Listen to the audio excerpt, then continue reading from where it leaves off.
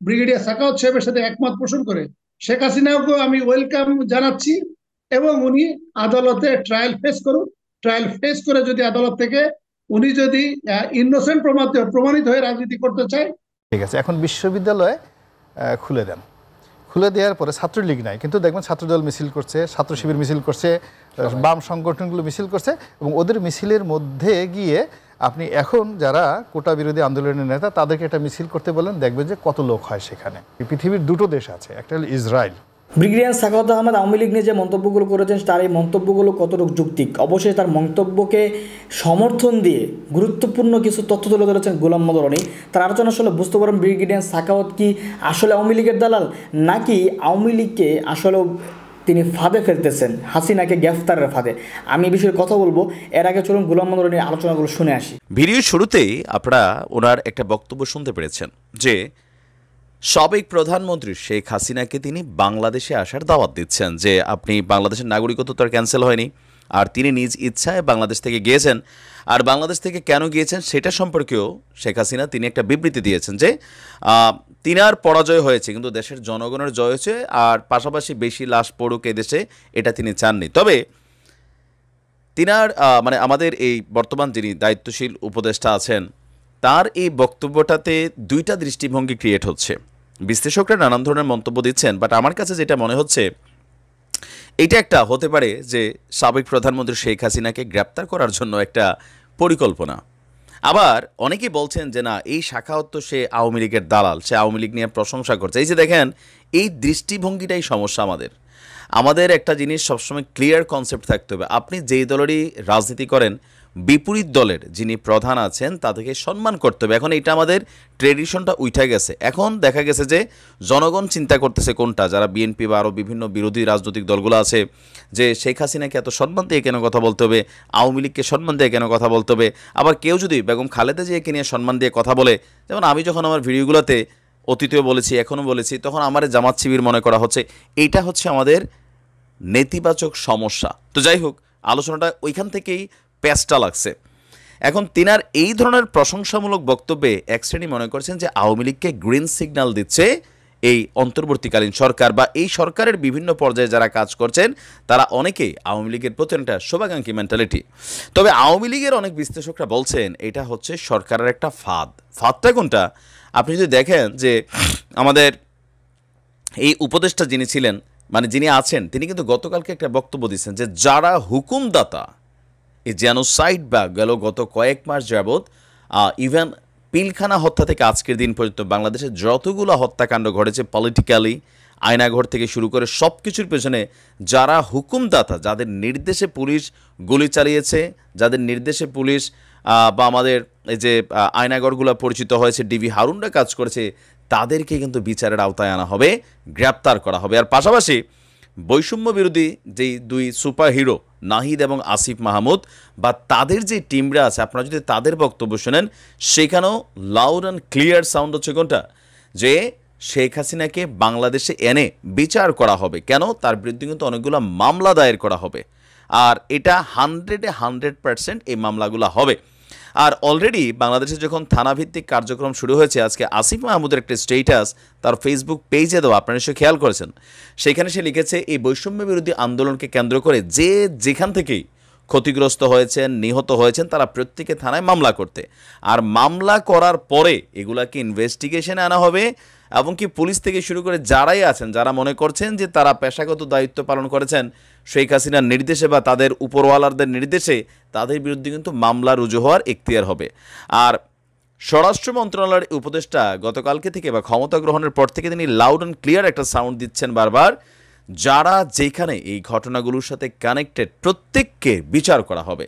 তাহলে প্রশ্ন হচ্ছে, শেখ হাসিনা বাংলাদেশে আসার পর তার সাথে কি ঘটবে? এই আমি দুইটা জিনিস দেখি। বিএনপির তারা একটা ভয় পাচ্ছে যে আওয়ামী লীগের এই যে একটা কি বলা হয়েছে জনসমর্থন, এবার আপনারা গুন্ডা বলেন, সন্ত্রাসী বলেন, আছে তো মাঠে, আপাতত ঘাপটি মেয়েরা আছে। তো শেখ হাসিনা মাঠে নামলে তারা আবার বের হয়ে আসবে, আর তারা যদি রাজপথে বের হয়, ইতিহাস সাক্ষী দেয় যে আওয়ামী লীগ রাজপথে বিরোধী দল হিসাবে অলওয়েজ অপ্রতিরোধ্য। আর এতদিন যাবৎ যেই স্টাইলে বিএনপি বা জামাতের কোমর ভেঙে দিয়েছিল আওয়ামী লীগ সরকার পুলিশ প্রশাসনকে ব্যবহার করে। রাইট নাও আমাদের যে পুলিশরা এই মুহূর্তে মাঠে আছে নতুন শপথে বলিয়ান হইয়া, তারা কিন্তু আওয়ামী লীগের উপর ওইভাবে চড়াও উতরাও হওয়ারও কিন্তু আর সুযোগ নেই। লাউড অ্যান্ড ক্লিয়ার, আমার কথা নিশ্চয় যারা বোঝার বুঝতেছেন। সো সেই ক্ষেত্রে আওয়ামী লীগ যদি রাজপথে নামে, তাদের কাছে টাকা আছে, এখন অনেক মেশিনারিজ আছে, অনেকেই এগুলো আলোচনা করছিলেন। তো সেই ক্ষেত্রে 15ই আগস্টকে কেন্দ্র করে একটা অনেক কঠিন পরিস্থিতি তৈরি হয়ে যেতে পারে, যেটাকে সামাল দিতে গিয়া বিএনপি বা জামাতের যারা নেতাকর্মী আছেন তারা এটাকে প্রতিরোধ করা সম্ভব না। কারণ আমরা এতটুকু জানি, যদি প্রশাসন নীরব হয়ে যায় তখন আরেকটা খেলা শুরু হয়। আবার এই খেলাকে কন্ট্রোল করার জন্য বাংলাদেশের 532টা জায়গায়, সম্ভবত আমার ভুল হইতে পারে এদিক সেদিক, সেনা ক্যাম্প আপনার বসানো হয়েছে। কেন? যেন কোনো পরিস্থিতিতে পরিস্থিতি খারাপের দিকে বা বিগড়ে না যায়। যেহেতু দেশে এই মুহূর্তে একটা কেয়ারটেকার গভর্নমেন্ট আছে, যারা এখনও সেটেল হতে পারেনি। তো সব কিছু মিলেয়া আপনি কিভাবে দেখছেন যে আসলে শেখ হাসিনাকে বাংলাদেশে আসার যে দাওয়াত, এটার পিছনে কি এমন যে দেশে আনার পরে খালেদা জিয়াকে যেমন লম্বা একটা সময় 2 কোটি টাকার দায়ে আপনার এই পরিমাণ কি বলা যায় জেল জুলুম সহ্য করতে হয়েছে, তো সেই ক্ষেত্রে আসলে শেখ হাসিনাকে যদি বাংলাদেশে আনা হয় বা তিনি আসেন, আসার পরে তাকে গ্রেপ্তার করা হয়, 2000 কোটি টাকার মামলা হয়ে যাবে। শত শত মানুষের হত্যার মামলার প্রধান হুকুমের আসামি হয়ে যাবেন তিনি। আর সেইখানে তার সাথে আসলে কি ঘটবে?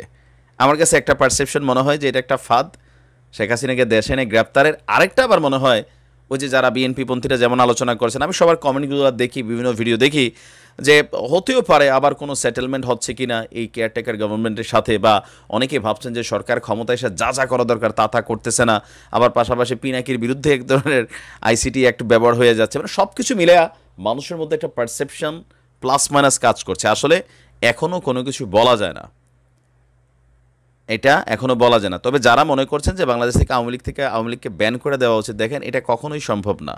বিএনপি এবং আওয়ামী লীগকে কখনোই ব্যান করা সম্ভব না। জামাতরে একটা ক্রাইটেরিয়াতে, মুক্তিযুদ্ধ ইস্যু থেকে একটা ক্রাইটেরিয়াতে কিন্তু চুপ করে রাখা হয়েছে। আবার এই সরকার আসার পরেও জামাতের ইস্যুতে বলছে যে সম্ভবত, আমি গতকালকে যতটুকু শুনলাম, যে জামাত তারা এপিলের ডিভিশনে এপিল করবে, তাদের ব্যাপারে যে সিদ্ধান্ত নেওয়া হয়েছে ওটা কিন্তু হয়ে গেছে, গ্যাজেট হয়ে গেছে। এখন সেইটাকে আবার পরিবর্তন করে নতুন এই সরকার অনুমতি দিলে জামাত নির্বাচন অথবা রাজনীতি করার সুযোগ পাবে। যদিও তারা বিভিন্ন জায়গায় এই মুহূর্তে এই অন্তর্বর্তী সরকারের বিভিন্ন সেক্টরে যাতায়াত করছে, কিন্তু তাদের রাজনৈতিক ভবিষ্যৎ কি এটাও কিন্তু এখন পর্যন্ত ক্লিয়ার হয়নি। তো সকল কিছু মিলিয়ে টানটান উত্তেজনা, দুই পক্ষের নানান চিন্তা, আসলে কোনটা করতে যাচ্ছে। তবে আমার যেটা মনে হয় ব্যক্তিগতভাবে, যে শেখ হাসিনা দেশে আসলে তাকে গ্রেপ্তার করা হবে, আর অনেকগুলো মামলা হবে, আর প্রত্যেকটা মামলা খুবই গুরুত্বপূর্ণ মামলা হয়ে যাবে। পিলখানা থেকে শুরু করে এই পর্যন্ত আপনারা দেখছেন যে বিডিআররা কী ধরনের বক্তব্য দিচ্ছে। তো সেই ক্ষেত্রে এই মুহূর্তে তিনার দেশে আসার সিদ্ধান্তটা কতটুকু সঠিক হবে, যৌক্তিক হবে, সেটা নিশ্চয়ই যারা আওয়ামী লীগের ঊর্ধ্বতনরা আছেন তারা ভেবে দেখবেন। কি ঘটতে যাচ্ছে জানি না, জাস্ট হচ্ছে পারসেপশন থেকে বিশ্লেষণ। ভালো থাকুন, আসসালামু আলাইকুম। মানে শাহরিয়ার আলম আর হাসান মাহমুদ এবং দীপুমণি যারা ছিল, তারা 1 বছরে প্রশ্ন করার মতো যোগ্যতা অর্জন করেনি। এই ধরনের যোগ্যতা তারা আছে।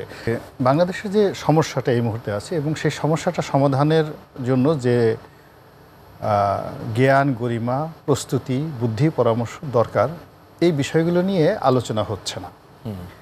বিপ্লব, প্রতি বিপ্লব, আশা আকাঙ্ক্ষা, বিভিন্ন কথাবার্তা বলে সরকারকে বিব্রত করা হচ্ছে এবং বিভিন্ন রকম ধোঁয়াশা সৃষ্টি করা হচ্ছে।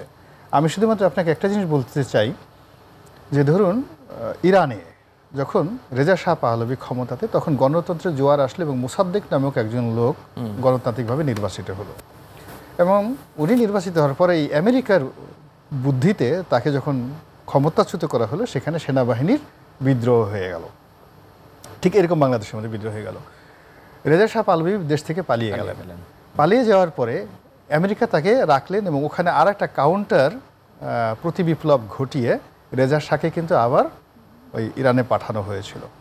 তো সেই 50-এর দশকের সেই ব্যর্থ বিপ্লবের অভিজ্ঞতা নিয়ে ইরানের যারা জনগণ, তারা আবার 79 সনে দ্বিতীয় যে রেভলিউশনটা করেছিল, সেখানে মোহাম্মদ যে খমেনি, মানে সে খামেনি, তিনি ক্ষমতায় এলেন।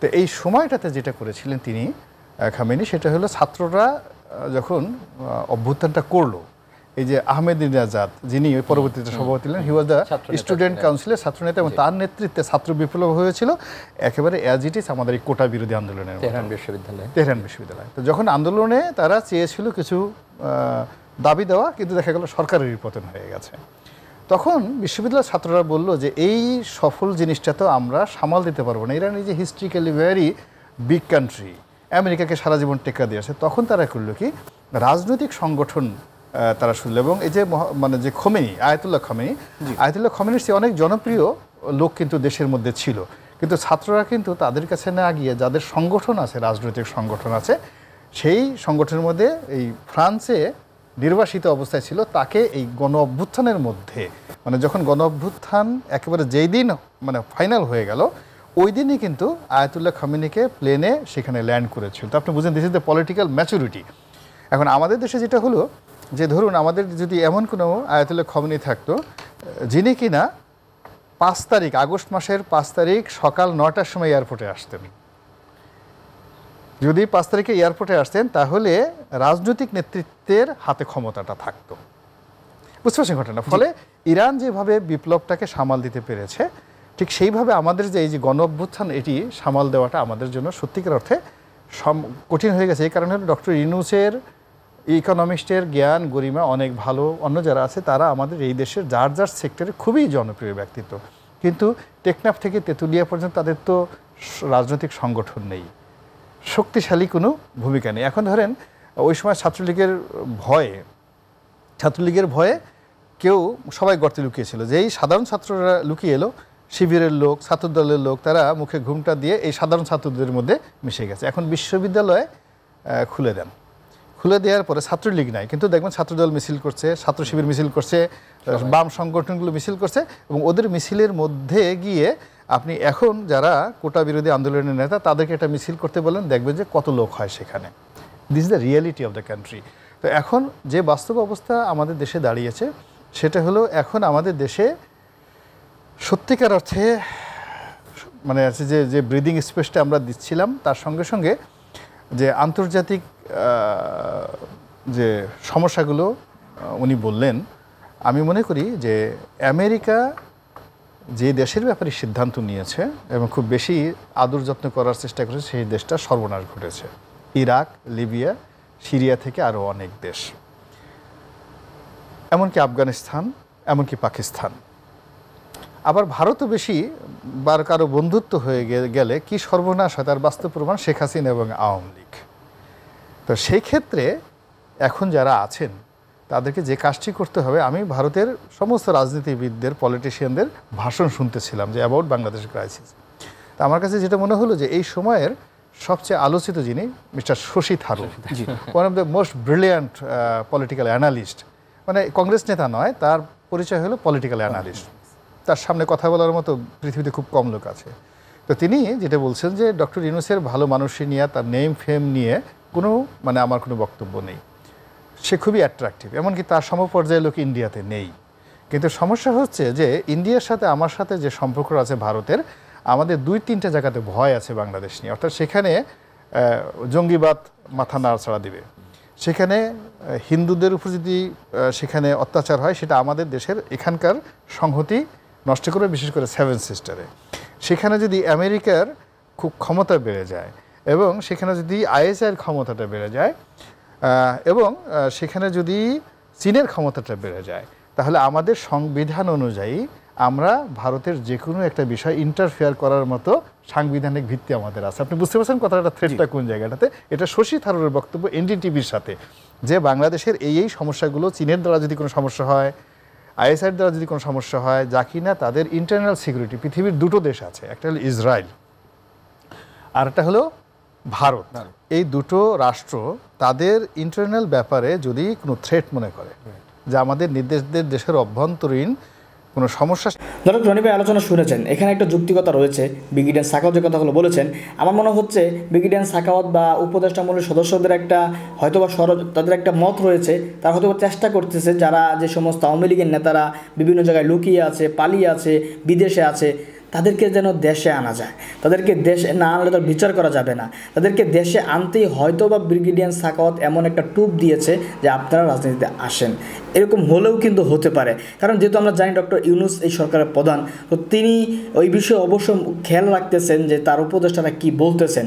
আর ব্রিগেডিয়ার সাখাওয়াত আওয়ামী লীগ নিয়ে যেই 2 দিনে যেই মন্তব্য, কমপক্ষে 5-6টা মন্তব্য করেছে, 5-6টা মন্তব্য আমি তো মনে করি না এটা তিনি এমনি করেছেন। আমার মনে হয় যে তিনি উপরের নির্দেশেই এই মন্তব্যগুলো করেছেন যাতে করে আওয়ামী লীগকে টুকরা দেওয়া যায়। তো যাই হোক, আমরা জানি না আসলে কী হবে।